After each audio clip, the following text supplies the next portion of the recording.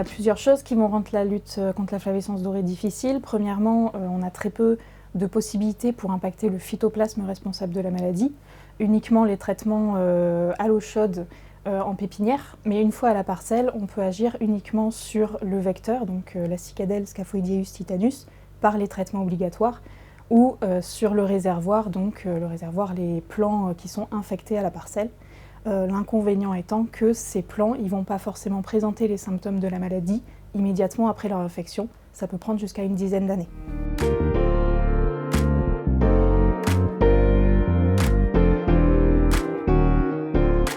Alors, à l'heure actuelle, en bio, on a uniquement les pyrètres naturels qui sont homologués dans la lutte contre la flavescence dorée. Ces produits présentent quelques inconvénients, notamment au niveau du coût, au niveau de la spécificité de l'impact sur les auxiliaires de la vigne, c'est un neurotoxique. Et également, donc, il va être très exigeant sur les conditions d'application pour avoir véritablement une efficacité optimale. Il peut perdre très très vite de l'efficacité. Donc l'intérêt de travailler sur des luttes alternatives, c'est d'essayer de trouver un moyen qui soit à minima aussi efficace et qui puisse gommer un petit peu tous ces inconvénients, que ce soit au niveau coût ou au niveau technique.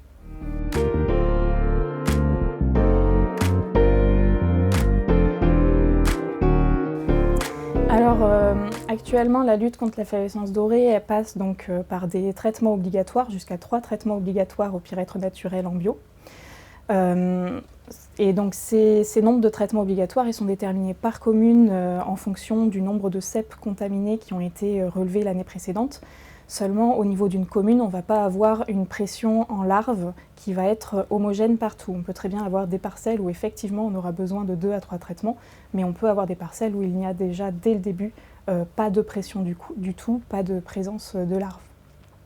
Donc l'intérêt de ce protocole, c'est d'avoir un suivi plus précis à la parcelle d'îlots de 10 hectares pour vraiment avoir une vision plus précise de la pression réellement présente et pouvoir éventuellement économiser un traitement.